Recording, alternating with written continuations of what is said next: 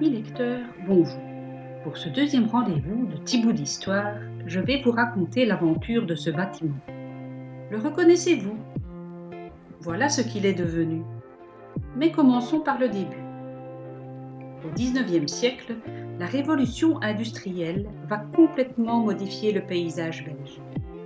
De nouvelles voies de communication doivent être construites. En 1827, Jean-Baptiste Vivequin est chargé de réaliser un canal pour relier Charleroi à Bruxelles et dans un deuxième temps la région du centre. Ce canal de 70 tonnes s'avère vite trop petit. Il est élargi dès 1854 pour des bateaux de 300 tonnes. C'est ce dernier que l'on connaît aujourd'hui encore dans le centre de Seneffe. Ponts et écluses sont installés tout le long de son parcours.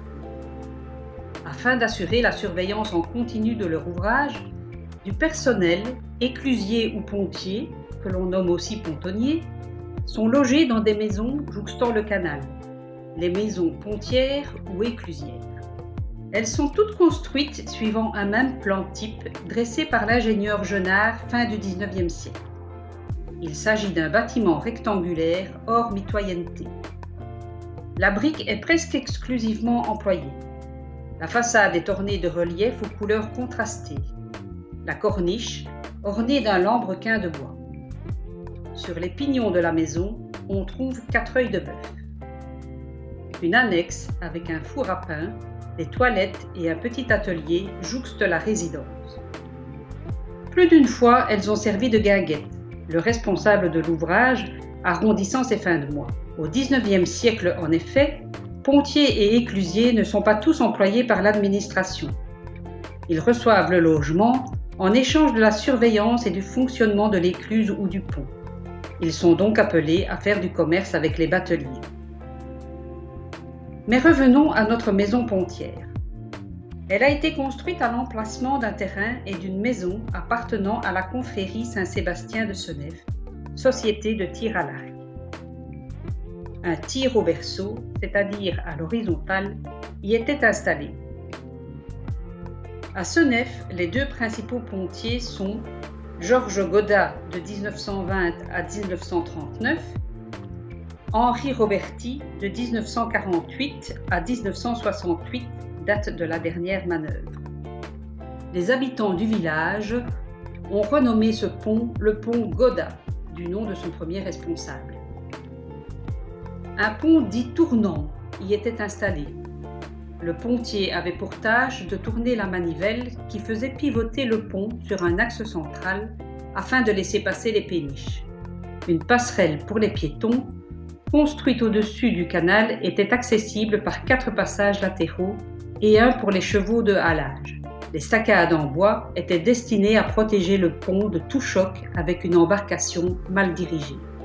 En mai 40, les alliés français font sauter le pont afin de ralentir l'avancée allemande. Des passeurs officient dès lors pour garder le contact entre les deux rives du canal. Sur ordre de l'autorité allemande, un pont identique est amené le 29 septembre 1941. Cet ouvrage a été démonté en 1976, suite à la construction du nouveau canal à 1350 tonnes.